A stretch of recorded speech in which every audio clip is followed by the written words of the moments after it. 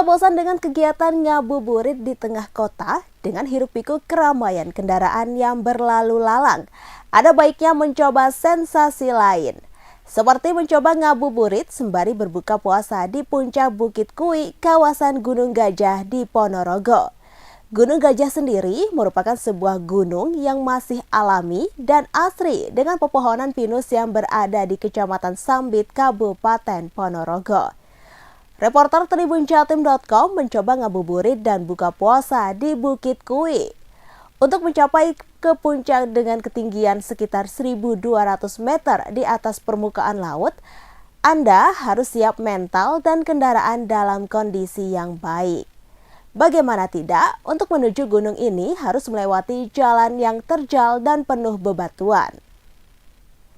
Dari pusat kota Ponorogo mengarah ke selatan dengan jarak tempuh sekitar 1 jam perjalanan. Meski ke lokasi memerlukan perjuangan yang ekstra, namun percayalah usaha tidak akan mengkhianati hasil. Lantaran rasa lelah karena melintasi jalanan menanjak terbayar sudah. Mata bisa langsung dimanjakan dengan keindahan alam dari atas Gunung Kui. Bahkan bisa melihat seluruh kota Ponorogo. Saat sampai di puncak, rupanya sudah banyak warga yang berada di sana. Beberapa mengaku sengaja menghabiskan waktu sore hari atau ngabuburit di lokasi ini untuk mencari sesuatu yang berbeda. Apalagi di Bukit Kui memberikan udara yang sangat sejuk karena dikelilingi oleh pohon cemara. Salah satu pengunjung Bukit Kui, Wawan Darmawan, mengaku mencari suasana baru di sini dan ingin mendapatkan suasana yang asri serta sejuk pemandangan yang sangat luas. Namun demikian, sebenarnya pengunjung tidak perlu khawatir dengan makanan. Sebab di sekitar puncak Kui ada beberapa warung yang didirikan oleh warga lokal dan sengaja untuk melayani pengunjung yang tidak membawa perbekalan.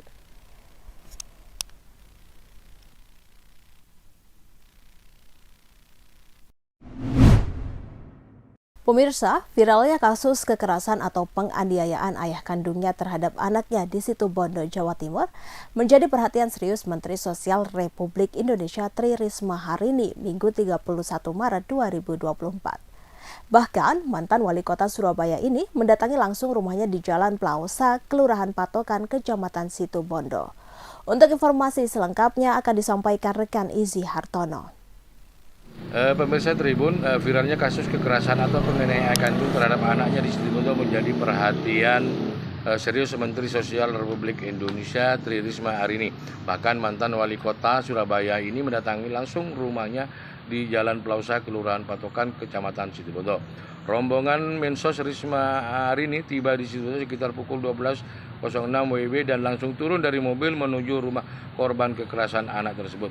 Mensos Risma hari ini ditemui langsung oleh ayah dari anak yang dianiaya itu. Dalam pertemuan itu, Mensos Risma sempat terlihat melakukan koordinasi dengan berbagai pihak, baik KBRI dan juga petugas jasa pengiriman TKI ke luar negeri. Bahkan Bu Risma juga mengatakan dirinya datang ke Situbondo setelah mendapatkan laporan adanya kekerasan terhadap anak, karena menurutnya masa depan anak adalah utama karena menjadi masa depan bangsa. Oleh karena itu, kata Risma, pihaknya berusaha untuk menyelamatkan meskipun tidak mudah. Bahkan Risma mengaku sangat berat sekali, contohnya saat berkomunikasi dengan majikan, maka pihaknya akan berjanji akan berupaya semaksimal mungkin. Selain itu, pihaknya juga berkomunikasi dengan KBRI dan kedutaan untuk memantau proses pemulangan daripada istri anak malang tersebut. Bahkan menurut Risma, pihaknya akan memberikan pekerjaan kepada ayah kandung daripada anak itu di tempat balai kerjanya agar bisa berusaha dan berdagang. Untuk itu, Risma juga mengatakan bagaimana pihaknya berharap setelah berkumpul dengan keluarga tidak bisa mengungkit-ungkit persoalan yang selama ini menjadi persoalan keluarganya. Sementara DR, ayah kandung balita yang dianiaya, mengatakan kedatangan Mensos Risma dirinya berharap agar istrinya bisa pulang dan berkumpul bersama anak-anaknya di rumah.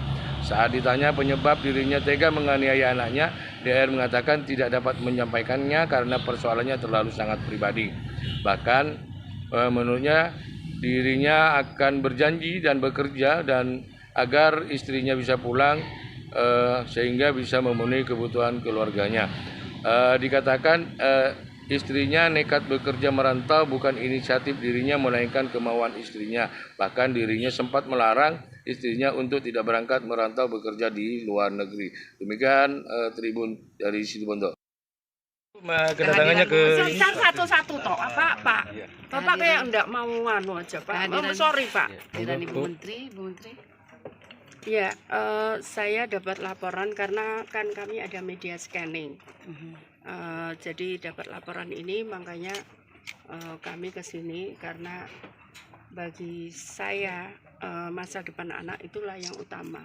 Karena dia juga menjadi masa depan bangsa ini. Nah, karena itu saya mencoba menyelamatkan meskipun itu tidak mudah. Saya tahu itu sangat berat sekali. Contohnya misalkan komunikasi dengan majikan, dan itu saya coba lakukan dengan semaksimal kami. Kita juga kontak dari kedutaan untuk memantau ini. Kami juga dibantu dari kedutaan dan yang lain untuk memantau hal ini. Nah, tapi memang saya tahu punya aturan-aturan sendiri gitu. Nah, kita harus hormati itu. Nah, tapi kita sudah coba cari solusi di mana insya Allah Pak Sandi sudah setuju. Dia akan kerja di balai kami sambil dia belajar untuk bagaimana berusaha dan berdagang. Itu yang kita lakukan. Nanti kalau tadi saya sudah sempat bicara dengan Bu Siti, dan Bu Siti pada prinsipnya karena memang harus ada penalti Iya, sanksi seperti itu ya. Penalti Dari perusahaan, dari perusahaan itu. Nah, kami akan bantu nyoba nanti akan kita bantu untuk menyelesaikan itu. Cuman kan sebetulnya bukan masalah itu. Yang paling utama adalah masalah nextnya setelah setelah berada di Indonesia berkumpul. Karena itu tadi saya sampaikan tidak boleh ada lagi ungket-ungket apa-apa. Yang penting adalah untuk masa depan anak-anak. Oke, Pak Sandi bekerja berarti yang istrinya mengurus kedua anak ikut Pak Sandi begitu Bu Menteri solusinya? Itu belum tentu seperti itu. Jadi mungkin suami istri bekerja, nanti kalau di balai kan dia bisa nungguin sama anak-anaknya juga di sentra kami. Mulai kapan itu Bu Menteri kira-kira? Saya nggak tahu nanti ini nanti kesepakatannya karena yang bicara dengan staf saya. Gitu ya. Okay. Kalau kepulangan masih. Pemirsa, selebgram Agnia Punjabi tak kuasa menahan tangis saat berbicara di depan awak media mengungkap kronologi kejadian yang menimpa anaknya di Polresta Malang Kota Sabtu 30 Maret 2024. Agnia mengatakan IPS melakukan dugaan kekerasan terhadap anaknya JAP selama 1 jam lebih. Dikutip dari kompas.com, hal itu ia ungkapkan setelah melihat rekaman CCTV yang berada di dalam kamarnya. Adapun Agnia Punjabi menitipkan sang anak ke IPS karena ada pekerjaan di Jakarta selama 2 hari lamanya. Agnia mengatakan anaknya tidak ada yang menolong karena kamar sang anak saat itu dikunci oleh pelaku. Meski ada asisten rumah tangga yang lain, mereka tidak mendengar tangisan anak Agnia karena kamarnya dikunci. Agnia menyebut tidak hanya dikunci, sang anak juga hanya diberi makan 1 kali dalam sehari.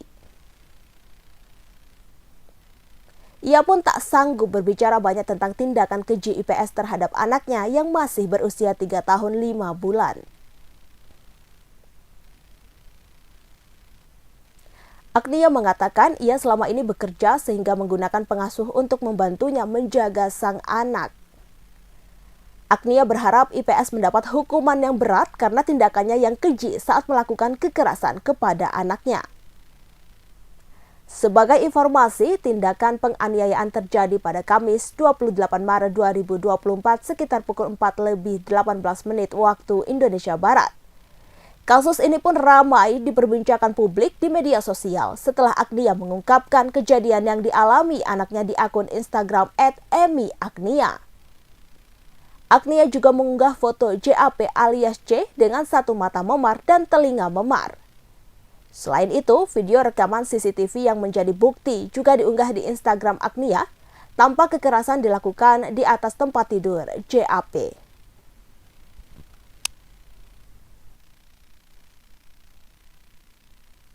Jadi saya masih percaya sama susternya. Untuk menyampaikan kepada pihak keluarga lainnya.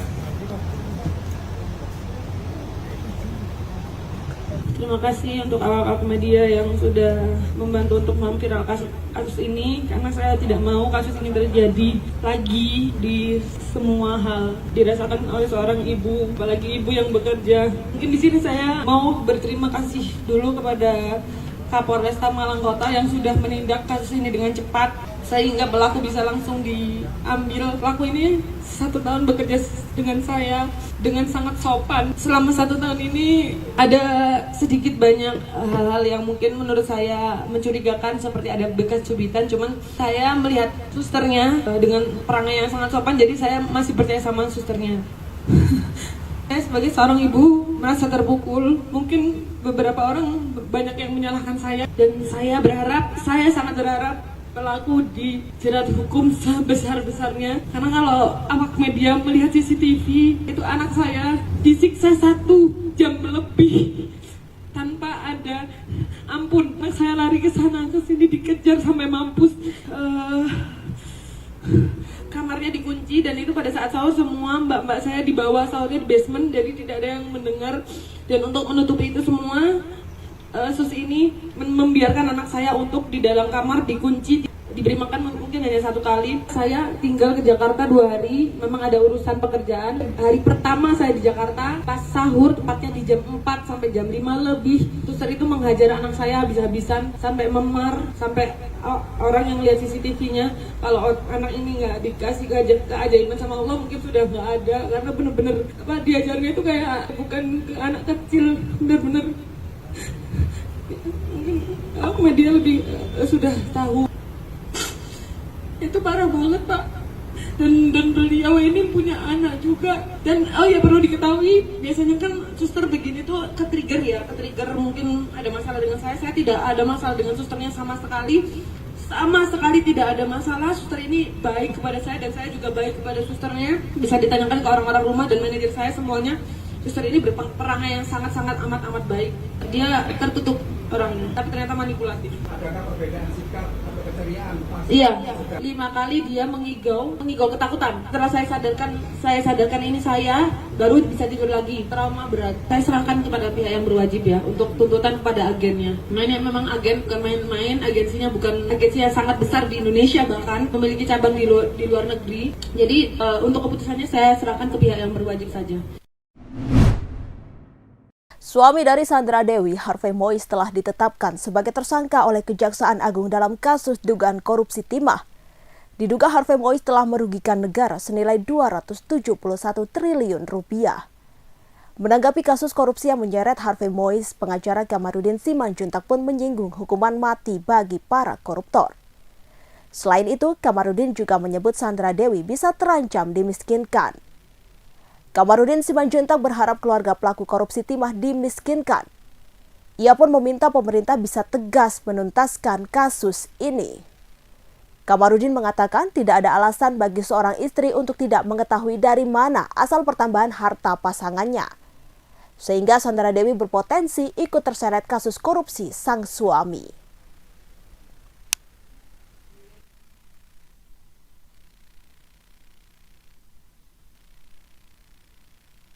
1 Maret 2002.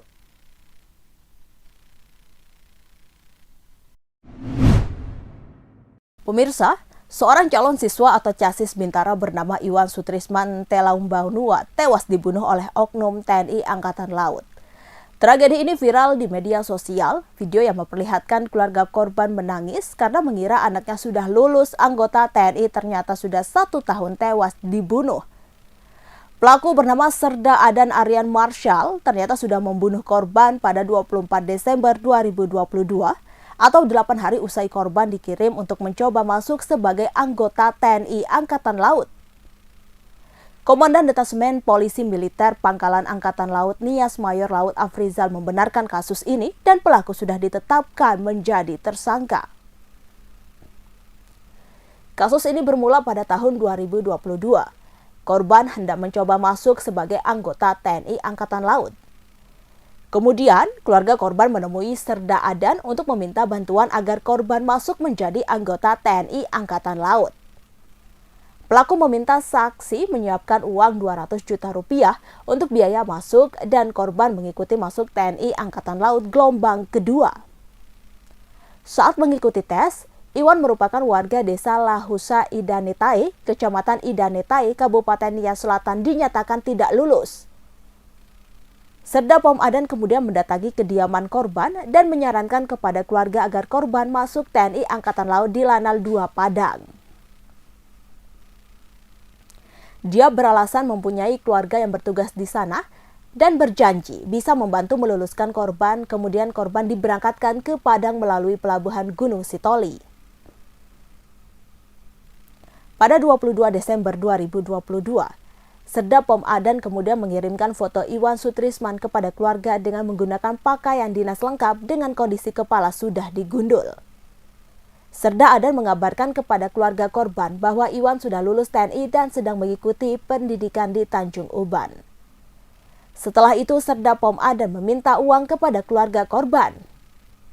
Setelah beberapa bulan, pelaku kembali menghubungi keluarga korban dan meminta disediakan 2 ekor burung murai batu dengan dalih untuk diserahkan ke pamannya yang sudah membantu meluluskan korban. Tak berhenti sampai di situ. Pelaku meminta agar mereka datang ke Tanjung Uban untuk menghadiri pelantikan korban dan kembali meminta uang. Namun sampai di Tanjung Uban, keluarga tidak bertemu dengan korban karena pelaku menyebut Iwan kini bertugas sebagai marinir. Curiga dengan gelagat pelaku, keluarga korban akhirnya melaporkan kasus ini ke Komandan Pos Angkatan Laut Lahewa. Dari hasil penyidikan, terungkap fakta bahwa korban rupanya sudah dibunuh oleh Serda Pom Adan dan rekannya bernama Alvin pada 24 Desember 2022 di kawasan Sawah Lunto, Sumatera Barat. Korban dibunuh dengan ditikam bagian perut, kemudian jasadnya dibuang ke jurang di Talawi, Sawah Lunto. Awalnya pelaku tidak mengakui perbuatannya. Setelah diselidiki, ternyata pelaku membunuh korban 8 hari setelah mereka berangkat dari Nias ke Padang pada 16 Desember 2022.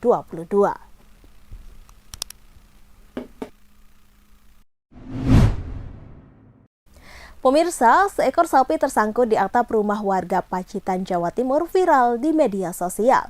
Video sapi tersangkut di atas genteng rumah warga itu diunggah akun TikTok @pesek_sudarmi pada Jumat 29 Maret 2024. Dalam video itu tampak sapi berwarna coklat dengan berukuran besar. Sapi itu tersangkut di atas atap rumah warga dan kaki sapi terjebak di antara kayu atap. Akibatnya, atap rumah warga yang terbuat dari asbes ambrol. Sedangkan sapi tersebut tak bisa berdiri sama sekali. Kondisi atap rumah itu memang hampir sejajar dengan tanah di sekitarnya. Peristiwa lucu terjadi di Desa Klepu, Desa Petro, Kecamatan Kebon Agung, Pacitan pada Kamis 28 Maret 2024. Kronologi awalnya pemilik ternak bernama Ponijiah bermaksud memindahkan induk dan anak sapi ke kandang milik tetangganya bernama Katwadi. Entah mengapa saat Ponijah menuntun si induk, anaknya baru berusia beberapa bulan mendadak kabur. Mengetahui anaknya lari tunggang langgang, si induk panik dan melompat hingga ke atas atap rumah Sudarmi. Atas kejadian tersebut tidak ada korban jiwa.